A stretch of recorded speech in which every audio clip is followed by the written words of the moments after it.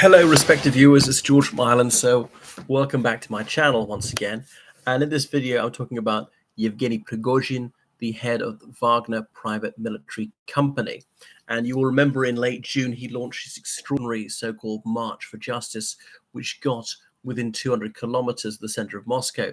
And in 2 hours, they would have been in Moscow when an agreement was reached, supposedly brokered by Alexander Lukashenko, the president of Belarus, but people say really he was just a conduit to pass messages back and forth between the two sides, it being too humiliating for Putin to negotiate with Prigozhin directly. I mean, that might not be true. Maybe Lukashenko really did play a role in parleying and put forth some of his own propositions, because looking from Lukashenko's perspective, if Putin's overthrown, that could make Lukashenko's place even more insecure. Putin has decided to tolerate and help out a bit. A new Russian president might not. So he maybe has had an interest in seeing this come to an end. But moreover, if Putin is toppled, then Lukashenko could very easily be toppled. Anyway, but Lukashenko has made some extraordinary comments the last few days saying Putin is not a hero and lashing out at him, which shows just how feeble Putin is, because Lukashenko, being so reliant on Putin, would not dare publicly criticize him. He hasn't done anything like that for several years. So anyway, on the 10th of July, well, just yesterday, Sunday, Boris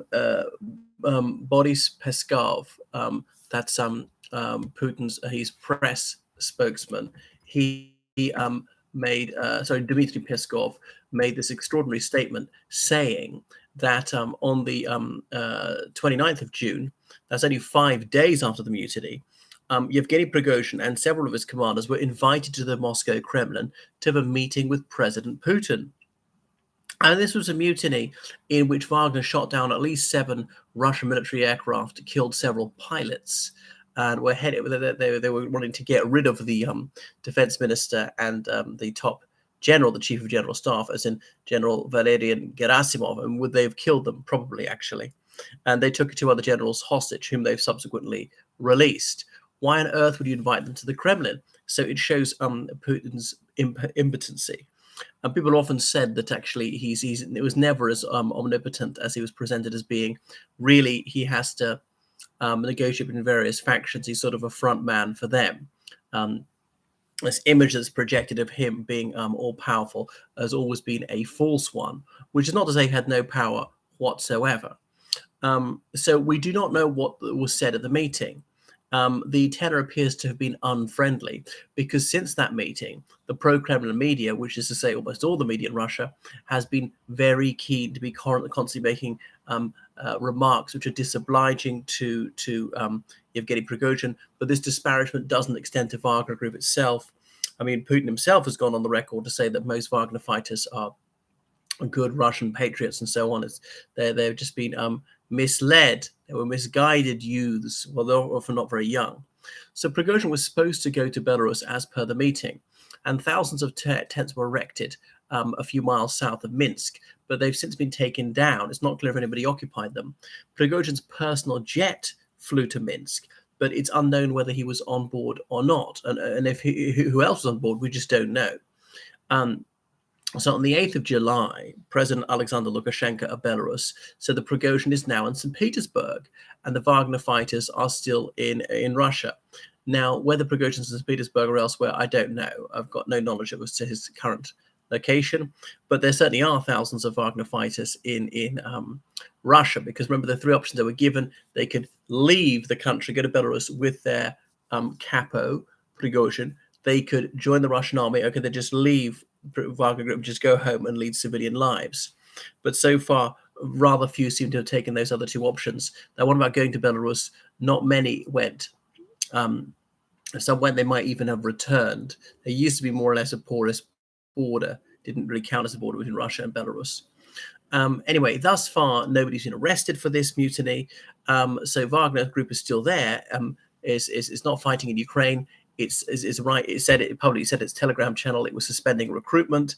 There have been rumors that actually it's ended that, and the suspension has started to recruit again.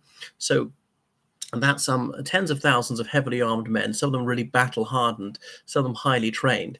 Of course, they look some terrible casualties, but those are mostly what they thought of as runts, just people um, recruited from prison or ordinary people who signed up with very little military training rushed through.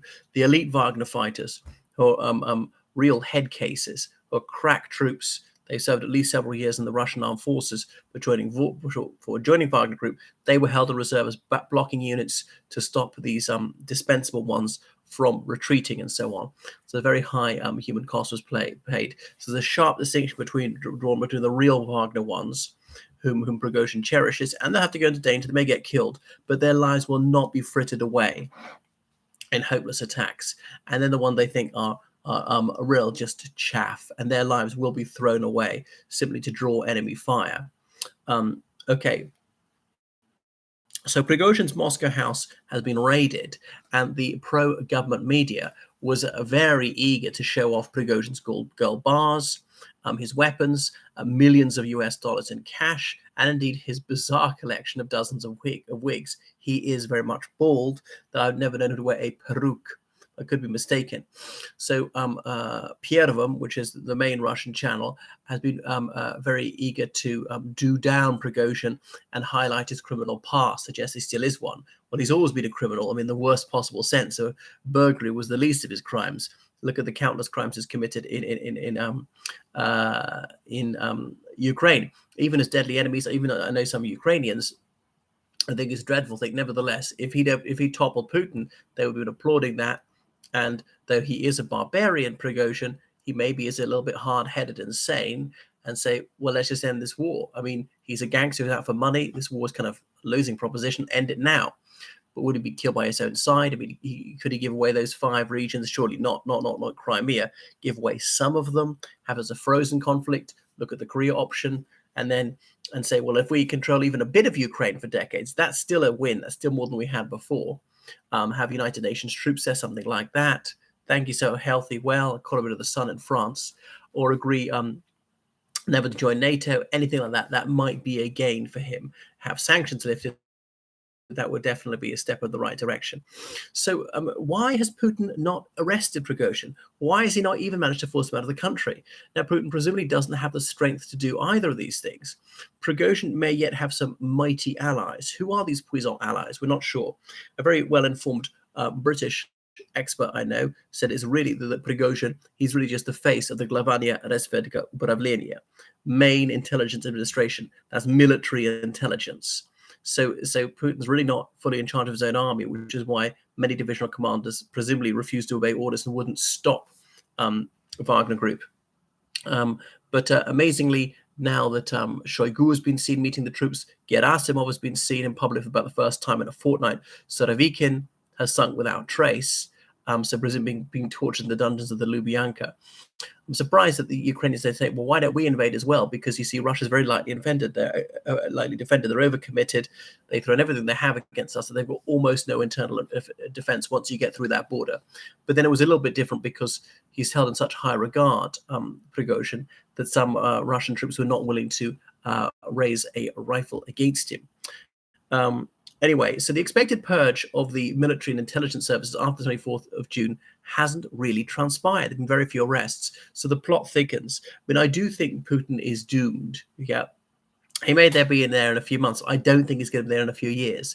Will he stand in the 24 election? I think he will. Will he win? Well, of course, he'll rig it. He'll of course, but he's not going to be in office at the end of that. Is he going to be there since 2030? I'm surprised. I mean, Prigozhin's actually mightier than I gave him credit for, that he's still alive, that he's still at large. And there have also been reports that all this cash that was confiscated was then returned to him. And I don't know if that one's true or not. Thank you very much for watching the channel. Okay, so make sure you donate on PayPal, georgecallahan79@gmail.com. Goodbye.